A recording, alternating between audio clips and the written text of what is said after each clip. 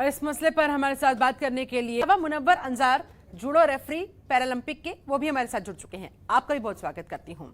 सबसे पहले चर्चा की शुरुआत, क्या कहेंगे सर, इस बार कितने तैयार हैं हम? क्या होगी फतेह टोक्यो ओलंपिक में? क्या होंगे हम विजयी भवा? मुनव्वर अंजार हमारे साथ मौजूद है। मुनव्वर जी, यही सवाल मैं आपसे करना चाहूंगी, क्या लगता है कितने तैयार हैं हम इस बार?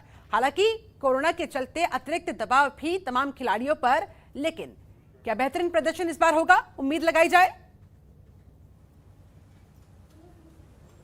जी मैडम, बिल्कुल मैं पूरी उम्मीद करता हूं अपने भारतीय दल से कि बेस्ट परफॉर्मेंस हमारी होगी। उसकी कई वजूहात हैं। एक पहली वजह मैं बताना चाहूँगा, वो ये है कि जो तैयारी हमारी सरकार ने इस बार इन्वॉल्व होकर की है टीम के साथ और खिलाड़ियों के साथ, वो एक बहुत बड़ी उम्मीद है, बहुत बड़ा एक कहते हैं मोटिवेशन है उन खिलाड़ियों के लिए। अभी तक जो हमारे खिलाड़ी फेडरेशन और कोचेस के साथ मिल के काम करते थे, लेकिन इस बार पहली बार ऐसा देखा गया है कि इस जो हमारी टीम जाएगी ओलंपिक्स में, यानी कि जो आज रवाना होने वाली है और जो अपना बेहतर प्रदर्शन करने वाली है, बेस्ट, जिससे उम्मीद की जा रही है कि अब तक के बेस्ट रिजल्ट दे गए, अब तक के बेस्ट वो रिकॉर्ड्स अपने बनाएंगे। ख़ास तौर से जैसे कि अभी आपकी उसमें इंफॉर्मेशन में भी बताया गया कि हमारा हॉकी में बहुत बड़ा हम जो है उलटफेर करने वाले हैं, और एथलेटिक्स में हमारी बड़ी अच्छी जो है टीम जो है, शूटिंग में हमारी बहुत अच्छी टीम है।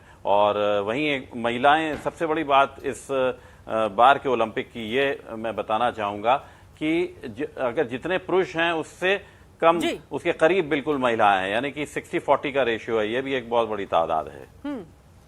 ऐसे में ओलंपिक की तैयारी तो सारी पूरी हो गई है, पदकों को जीतने की भी पूरी उम्मीदें लगाई जा रही है, लेकिन सर इस कोरोना की वजह से एक तो ऑलरेडी ओलंपिक का प्रेशर इतना ज्यादा होता है, हर कोई जानता है।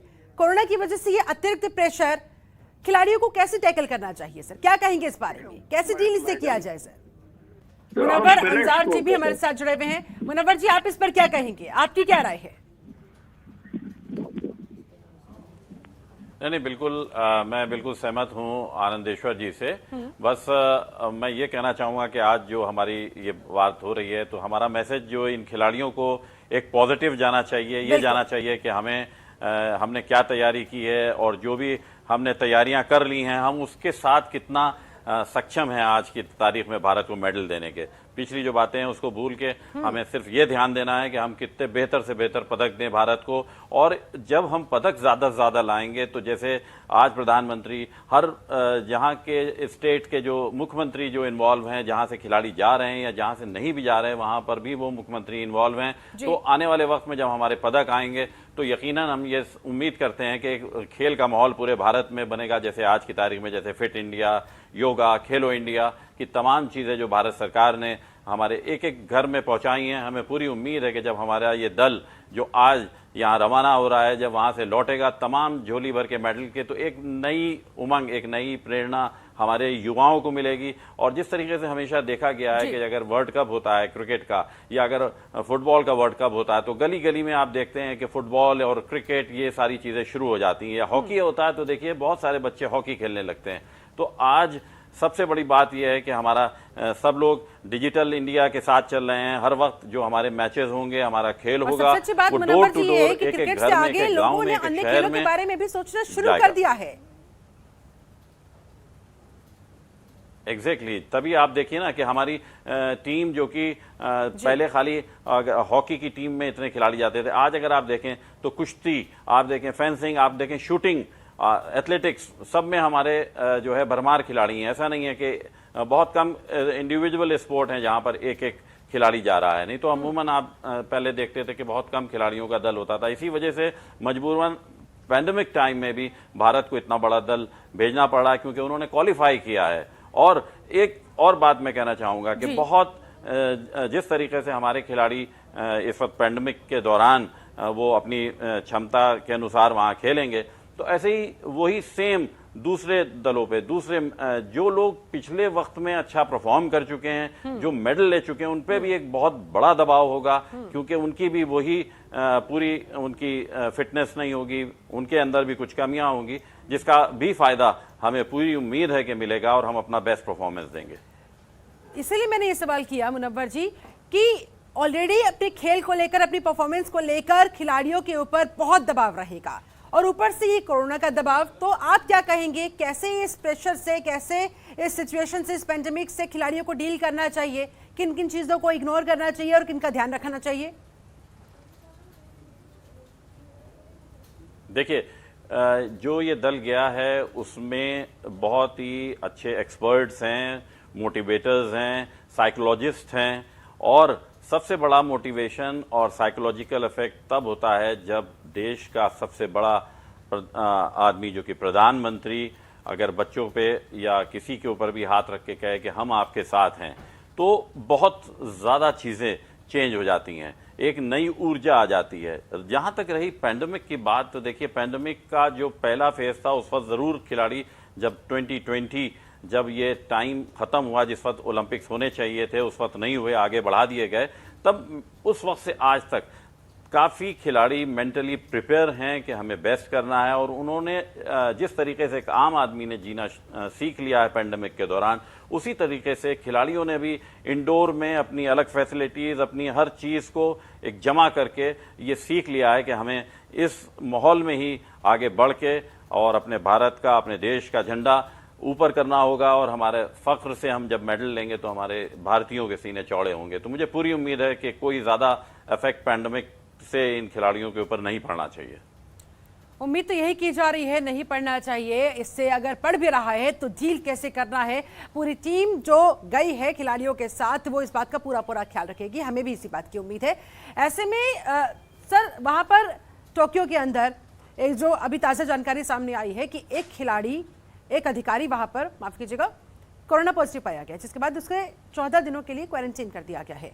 ऐसे में कहीं ना कहीं चिंता खिलाड़ियों के मन में, या जो भी अधिकारी लोग वहां पर जा रहे हैं, किसी भी देश की अगर मैं बात करूं, कहीं ना कहीं बढ़ाने का काम करेगी चिंता को। इससे भी डील करने की आवश्यकता है इस समय, क्योंकि न जाने कौन, कहां, कैसे, किस देश से आ रहा है, किस सिचुएशन से आ रहा है, और अगर वो कोरोना पॉजिटिव निकल जाता है तो अतिरिक्त दबाव और बढ़ेगा।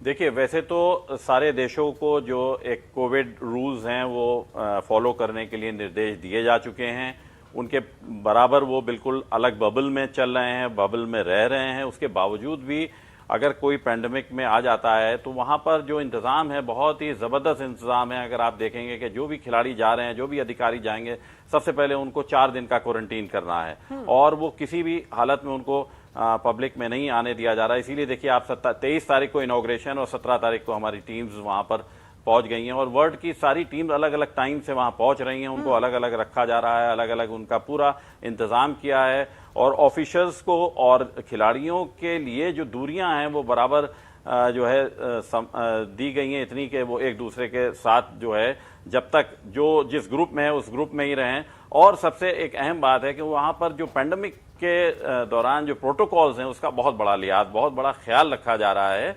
ये अगर आप देखेंगे कि एक कमरे में जैसे कई कई खिलाड़ी रहते थे, अब उन्होंने उसकी दूरियां कर दी हैं, और हर जो खिलाड़ी के विलेज है, हर विलेज में जो एक समझिए आप एक बिल्डिंग है, उस बिल्डिंग में क्वारंटाइन सेंटर भी अलग अलग है कि उसको उसके बाहर भी जाने की जरूरत नहीं, जिससे कि वो किसी और को भी जो है उससे अफेक्ट हो। तो इसलिए बहुत ही कड़े नियम, बहुत ही सिस्टमैटिक प्रोटोकॉल, और बहुत अच्छे तरीके से। इवन कि आप ये देखिए कि इनॉग्रेशन सेरेमनी में जहां की खचाखच स्टेडियम भरा जाना चाहिए था, वहां सिर्फ और खिलाड़ी तो वैसे भी काफी सेल्फ डिसिप्लिन माने जाते हैं, तो ऐसे में उनकी तरफ से तो ये उम्मीद लगाई ही जा सकती है कि वो तमाम प्रोटोकॉल्स का सख्ती के साथ पालन करेंगे। लेकिन आप ये बताएं, जिस तरह से आपने क्राउड का भी जिक्र किया, बिना दर्शकों के इस बार ओलंपिक होने जा रहा है, तो ये किस हद तक खिलाड़ियों के मेंटल प्रेशर को इफेक्ट करता है, किस हद तक इसका प्रभाव पड़ता है खिलाड़ियों पर, उनकी मनोदशा पर? मैं तो समझता हूं सबसे ज्यादा इफेक्ट ये जापान के लिए करेगा, क्योंकि आज जिस कंट्री में कोई भी खेल होते हैं, वहां की जो लोकल जो जेंट्री होती है, जो दर्शक होते हैं, वो आप ये मान के चलिए कि वो पूरा प्रेशर देते हैं दूसरे के ऊपर। तो आज एक प्रेशर जो है वो सामान्य होगा, चाहे वो लोकल टीम हो, चाहे वो यूएस की टीम हो, चाहे इंडिया की टीम हो। तो मैं नहीं समझता कि इससे ज्यादा किसी के ऊपर इफेक्ट पड़ना चाहिए। और हाँ, यकीनन एक ऑरा तो होता ही है जब एक फील्ड में खिलाड़ी जाता है, उसका मोटिवेशन वही दर्शक होते हैं। लेकिन क्योंकि पिछले 2 सालों से जब वो किसी भी कंपटीशन में जा रहा है, क्वालिफाइंग राउंड्स में जा रहा है, जो अपनी प्रैक्टिस कर रहा है, तो वो उसी माहौल में कर रहा है। तो मैं समझता हूं कि उतना इफेक्ट हमारे या अन्य देशों के खिलाड़ियों को उतना नहीं पड़ना चाहिए जितना कि आप ये देखेंगे कि जो जापानीज खिलाड़ी हैं। ये मेरा एक्सपीरियंस है। ऐसे में मुनव्वर जी, आज पहला जत्था रवाना होने जा रहा है खिलाड़ियों का। जाते जाते क्या कहेंगे सर आप? कैसे इन्हें बूस्टअप करने के लिए आप किन शब्दों का इस्तेमाल करेंगे? फाइनल कमेंट्स में क्या कहेंगे सर आप? कैसे ये खिलाड़ी अपनी बेस्ट परफॉर्मेंस दे कोरोना के प्रेशर को दरकिनार करते हुए?